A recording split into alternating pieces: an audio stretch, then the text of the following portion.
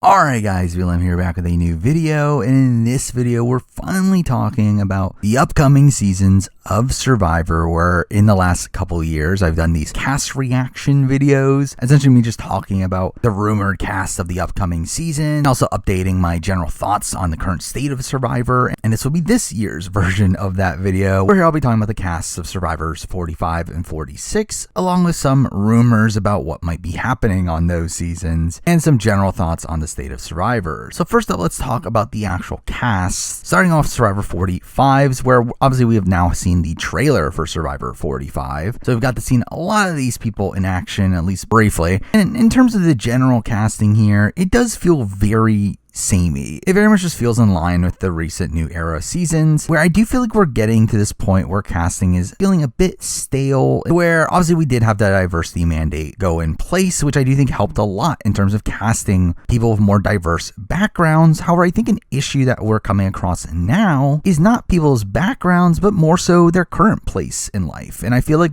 I've gotten to a point where we're casting a lot of people in similar places in life, people with similar philosophies on life, and people with similar philosophies on the game. And I do think that comes off a bit uninteresting. And like other recent seasons, I do think this cast very much struggles with age diversity. I mean, we only have a couple people over the age of 40, and most of this cast ends up being in their 20s. Like, it is a pretty young skewing cast here, and that's another aspect of this cast I don't find ideal. Again, they largely feel fine. I will say, though, having watched the 45 trailer, I did find it kind of lackluster. And this is coming from the 43 and 44 trailers, which I think are two of the best trailers in Survivor history. I think they were both really incredible, both making you really pumped for the season, while 45 just felt kind of bland to me. Now, I will say most people on this cast did get to talk in that trailer, so at least that's a minor benefit. Mind you, a lot of these people only had like one line, and some of them weren't really anything of substance, clearly just stating things like where they were born or their occupation. But very few people here really stood out to me. I will say the people that did, I mean, you do have Brandon, who had the weird confessional about his grandfather robbing a bank for his grandmother, and he ends up being one of only 3 people to be able to talk twice in this trailer. And he was just in general someone that I was at least somewhat aware of before the season, to where he is this massive super fan of the show, so he's someone that definitely could be very hit or miss, but at least will know the game pretty well. I feel like some people had some interesting shorter confessionals, like Emily talking about her being neurotic. We have Caleb talking about his love of villains, which again would be nice to have a major villain on this season. We get an introduction to Jake, who talks about living with his grandma, and ends up being another one of these people that gets to talk twice in this trailer, talking about using the money to move out of his grandma's, which I will say, not to get too spoilery here, but something to note from the last couple seasons is the fact that the eventual winner of the season has been somewhat prominent in the trailer. And I believe it's been a while since the winner of the season has not been featured at all in the trailer, to where I feel like that's a pretty good sign for the likes of a Brandon or a Jake here, where I feel like it makes their content seem kind of similar to that of Jam Jams from the previous seasons, or even Gabler, though to be fair with 43, that trailer was actually made before the season was finished filming. The final person to speak in this trailer ends up being Sabaya, one of the only other people to speak twice on this trailer, which could be a good sign for her. I will say the reason I'm not putting her in the same ballpark as a Brandon or a Jake is because I do feel like their confessionals were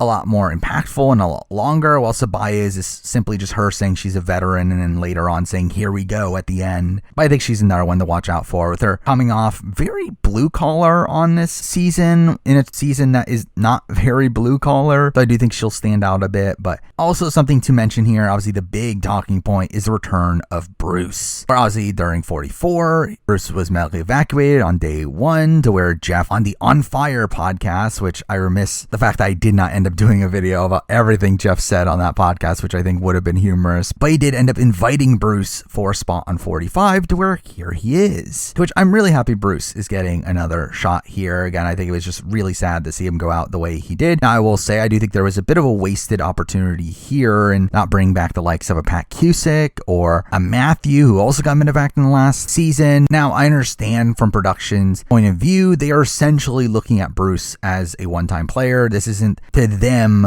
bring back returning players. I think that's why they stayed away from bringing back more people than Bruce. So I think it would have been a really nice way to have people like that got screwed over by medical evacuations back. Obviously having this like Philippines 2.0, but obviously they didn't go that route. But again, I'm still very happy for Bruce being back here. I hope it goes well. I'll be honest, I don't know how well it'll really go. I am a bit worried for Bruce and the fact that he's obviously going to stand out quite a bit, though at the same time, it's actually a really interesting spot for Bruce. So where I would not be shocked if there was pre-gaming coming into the season, where obviously it was known that Bruce was going to be on this season from before the season filmed, to where, again, it was publicly known that Bruce is going to be on at least one of 45 or 46, to where I would not be shocked if one of the players from 45 or 46 reached out to him to try to pre-game, which I think that could be interesting if we do end up seeing it. But anyway, really excited to see Bruce back here. Also, I should also mention that we do also have tribe divisions. Now, we don't have tribe names, but either way, we do have the Blue Tribe, kind of a strange tribe from this preseason, where obviously we know a lot about Bruce, and we've seen a lot of Jake in the trailer, though, again, two of the people on this tribe were not even on the trailer, and Brando and Katura, and then Kelly and Kendra simply did not make much of an impact. So again, it's the tribe that I don't really know much about. Now, I will say from the offset, it does seem like this is a decent tribe physically, to where I would not be surprised if this tribe does win a good amount of challenges, though really outside that, there's not really that much to say about this tribe. Next up for the Red Tribe, which I believe is the only tribe here to have everyone talk in the trailer, which is an interesting note, considering I also feel like none of these people were super prominent in the trailer. I mean, Julie did get a decent amount of content talking about her being a law school student, and Drew did have this big confessional about hitting the gas and talking about the game being more volatile than ever, though this feels like a tribe that we didn't get that much substance from, and also feels like a tribe that is very young. Now, I would not be surprised if this tribe does decently in challenges, though I will say Julie does feel like a massive outlier on this tribe, with everyone else here being on the younger side of things, to where I would worry for Julie in terms of clicking with this group, though it does seem like a pretty strong tribe on paper, with again a lot of younger people on it. And finally, let's talk about the Yellow Tribe, which again has two people who were not even on the trailer, and Hannah and Sean, though does have Brandon and Sabaya, who both got two confessionals, Caleb, who had the notable confessional about being a villain, Emily, who had the confessional about being neurotic. I feel like this is going to be a fun tribe. I feel like this is the one that has the most personalities that click to me the most. Now, I will say physically, I don't know how well this tribe is going to do. I do feel like this feels like the weakest tribe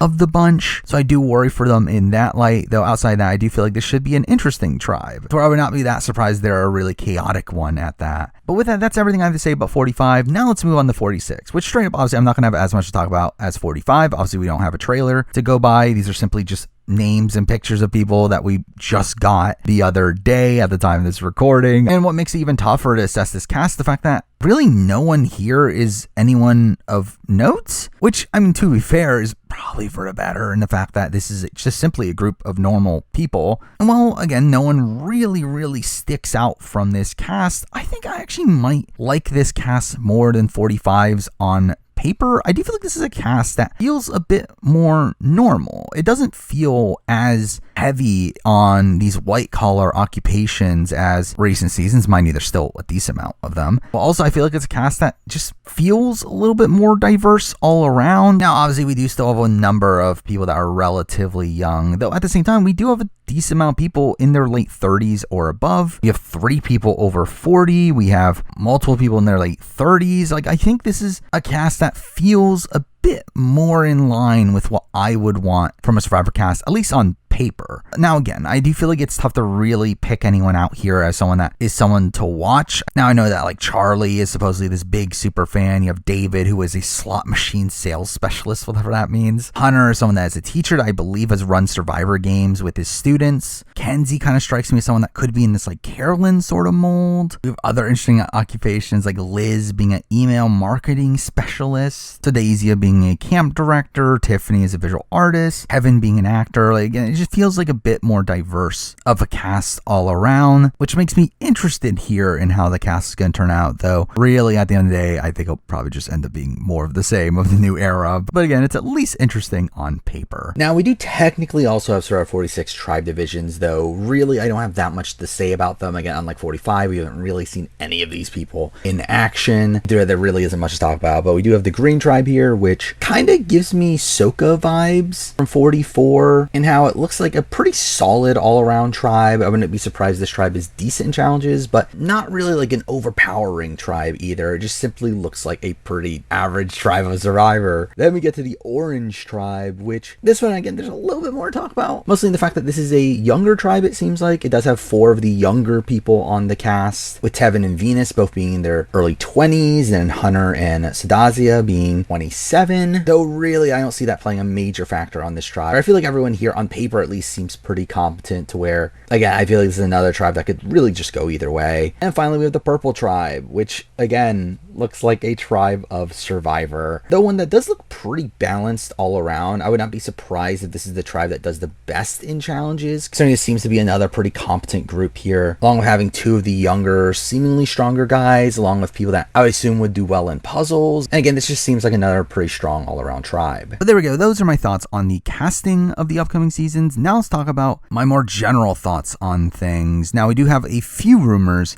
/ confirmed things rumbling around to what's coming up in these next few seasons. The big topic being the fact that we are getting 90-minute episodes, which I believe we are getting for both 45 and 46, which is obviously a step in the right direction. I do think Survivor has been at this point where they've been really struggling with fitting everything that they've been wanting to do in a 90-minute episode. Now, I will say it would have been ideal if they didn't throw in all these extra things that would have to waste time, introducing these new twists that would need to be focused on. That ends up stripping time away from the show. Again, that would be ideal, though they're not going to do that. So I think if we are in this phase of the show where they're going to constantly put in these new twists and advantages that need time to be explained and set up, I do feel like having 90-minute episodes is definitely a step in the right direction. And I feel like this is a good sign for Survivor in multiple ways. One, the fact that CBS is obviously confident enough in the show to give it 90 minutes. Now, I will say part of that is due to the writer's strike, where they obviously knew that the writer's strike was coming at the time this news was announced. Though at the same time, I do feel like this is something that's been in the works for a while. Jeff has constantly talked about how he's been trying to get 90-minute episodes for years. And I do feel like their commitment to this now is definitely a good sign for the show's longevity, along with the fact that obviously Survivor finally got nominated for an Emmy for the first time in forever. To where, again, it feels like the show is in very good standing currently, which I am largely kind of conflicted on. The fact that obviously I'm happy that Survivor is doing well in the present day, that it is getting this critical success, it is being well loved by the network, though at the same time, I'm kind of disappointed in the sense that it does justify the decisions that they've been making with the show, to where I feel like that's just going to make production lean into the new era even further, which is not ideal. Where I will say, in general, I do worry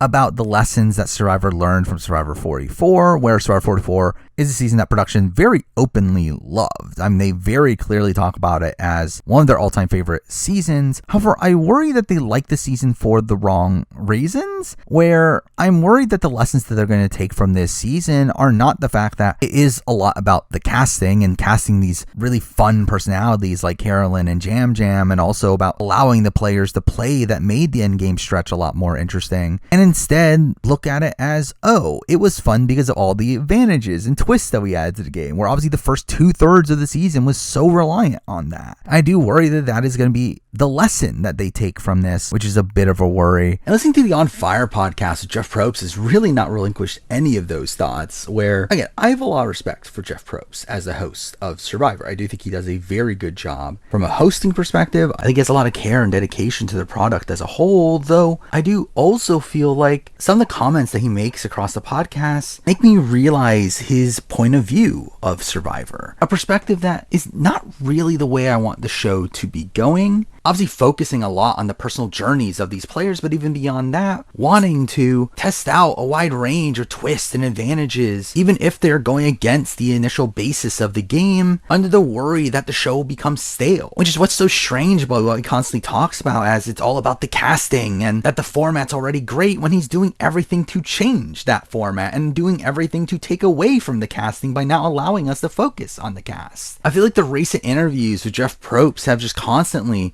made him seem a bit misguided in the way that he is leading Survivor, though again, it seems to be working for some people out there. But going back to the 90-minute episodes, I do feel like there's another downside to this recent change, and that is the fact that it is in conjunction with the 26-day format. where I feel like the 26-day format, while I came off kind of positive on it in my last video, in the last year, being able to reflect on things, I am definitely starting to see a lot more of the negatives of the 26-day format. Now, again, me personally, in terms of the survival aspects of it or the length of the personal connections out there, I still don't really have issues with that. However, I do think the issue 26 days, especially now that we're getting 90-minute episodes, is the fact that I do feel like there are going to be certain rounds of the game where there's simply not going to be 90 minutes worth of content to really show that would be worth showing. And I do worry that we're going to get some more monotonous content across the season due to the forced 90-minute episodes. There could be some growing pains with this, though we'll have to wait and see, especially considering there are rumblings that Survivor 46 might not be 26 days, which again, we don't know for sure at this point, but it would not completely shock me, especially considering 45 was probably well into development at the time that they were given the green light on 90-minute episodes. So it would not surprise me if they reformatted things for 46 to accommodate the 90-minute episodes. But again, as of right now, we simply just don't really know. Now, another thing to mention that obviously in the trailer for 45, we did get a shot that seems to imply the return of the Survivor auction, which we've kind of confirmed since then, which is cool. I mean, I see people online talk about the Survivor auction and the return of it as this massive thing to be celebrated from Survivor. However, for me, it's fine. Again, I like the auction. I've obviously done a video on Survivor auctions and ranked them, but there's just simply like fun little segments for the show. I don't think it's really a sign of the show having fixed its many other issues. To me, there are much bigger issues for Survivor to be fixing in its format than no auction. To where, again, it's cool that the auction is back, though it's something that, again, for me personally, it doesn't really do too much in terms of the overall quality of the show. Now, also, I should mention the fact that we did just recently get this news from Redmond that there is a minor twist involved in Survivor 45, in that the winning tribe will be able to send someone to the losing tribe's tribal council, to where they are allowed to watch. Now, it is claimed that they're not going to be involved in the actual vote off, though that part of it's not fully confirmed. But this is a twist that is just fine. Like, it's pretty inoffensive. At the end of the day, I feel like it's a twist that allows for more connectivity between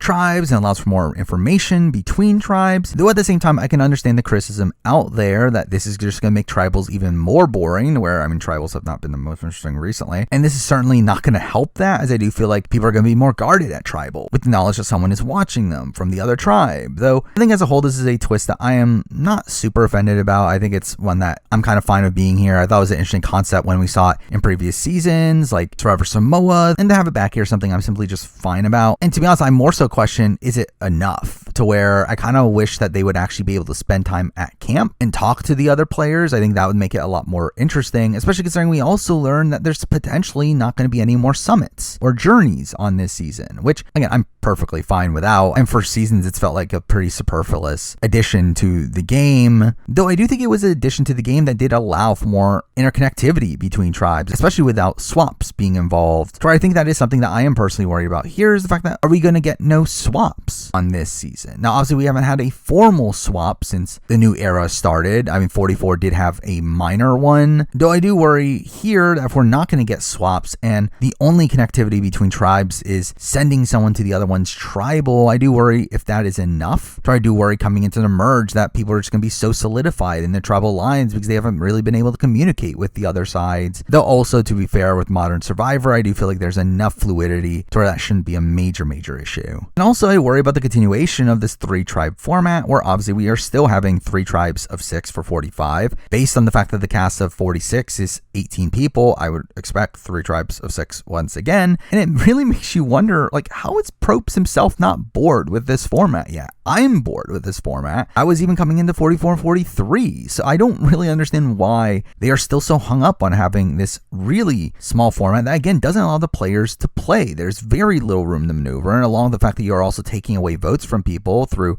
these risk rewards and beware advantages and shot in the darks, it really just limits the ability that these players have to play the game, which I do think is a very underestimated, which again, I think is the biggest issue of the new era for me, is how limited the players are and actually trying to play the game. And with that, I'm assuming that we are probably going to still have the return of things like the Shot in the Dark, Earn the Merge, and Knowledge's Power, these kind of staples in the new era, which I might as well give my updated thoughts on these things in the last year. Now, Earn the Merge, I do feel like Earn the Merge is still not ideal for me. I would rather not have it, though it's also not really offensive in its current form, and the fact that it has stripped away the Hourglass twist, and through that is just simply giving half the tribe immunity at the first merge round. It's, again, still not ideal. It limits the players and what they can do, but it's not the worst thing in the world. While Shot in the Dark is a twist that I stood by in my last video, and I still agree with it mostly. I do think there are some bad ramifications from the Shot in the Dark, particularly in the fact that I think people are less open to talk at tribal due to the worry about tipping someone off to play the Shot in the Dark, along with the fact that it obviously just takes away more votes, which is not ideal, though it's still a twist that as a whole I'm fine with. And Knowledge's Power is still one I don't like, and I think is a potentially broken advantage, though it's one that has worked out for him nonetheless. Or just the threat of the Knowledge's Power at this point has caused so much chaos that it's led to interesting TV, not because of its actual use, but simply because people are worried about it being used. And that's an interesting aspect of it, though it's still a twist I don't particularly like, even though I fully expect to see it back.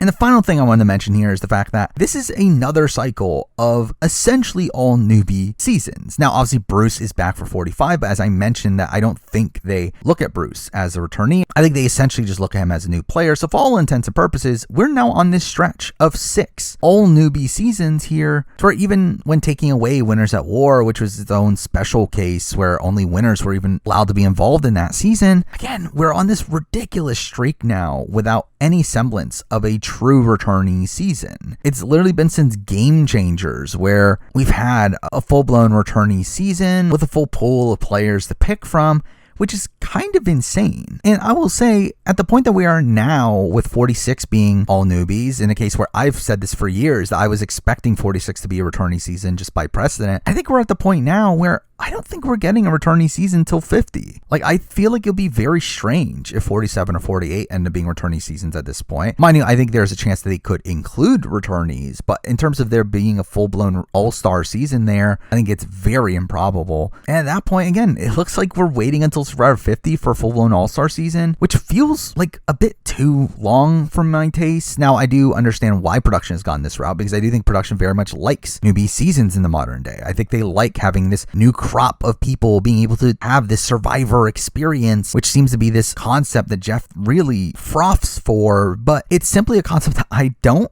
care that much about. And obviously, I'm not saying that we should have returnees every season. I mean, that's ridiculous. But I think the fact that we've gone this long without any true returnees is still pretty insane to me, to where, again, I do just feel like the next returnee season is going to be such a cluster F when we get to the actual casting of it, with so many bigger names not being able to make the cut, which is going to be a shame for then. But for now, that is pretty much everything I have to say about the upcoming seasons of Survivors 45 and 46. Obviously, I'll be doing the same style of content as I've been doing for recent seasons of Survivor, where I'll be doing a cast assessment, mid-season power ranking, season review, and player ranking for 45 in the fall, and obviously 46 in the spring. Obviously, we do also have Big Brother being about to start, where the next video will probably be the Big Brother 25 cast assessment, so stay tuned for that. And we also have a lot of other stuff coming later in the year, a ridiculous number of shows coming out, and we got Challenge USA, Amazing Race. We even have Survivor UK supposedly coming at some point. The return of BB UK, a whole bunch of Trader seasons. We have just so much going on. Some of those I'll do videos on, some of them I won't. But I will be watching them, to where if you want to hear my thoughts on these, you can follow me at Twitch at twitch.tv/TheMarinian where I'm live every Wednesday and Sunday night at 11 p.m. Eastern time, which obviously means I will be live after every Survivor episode later in the year. So stay tuned for all of those things. But for now, that is the video. Thank you for watching.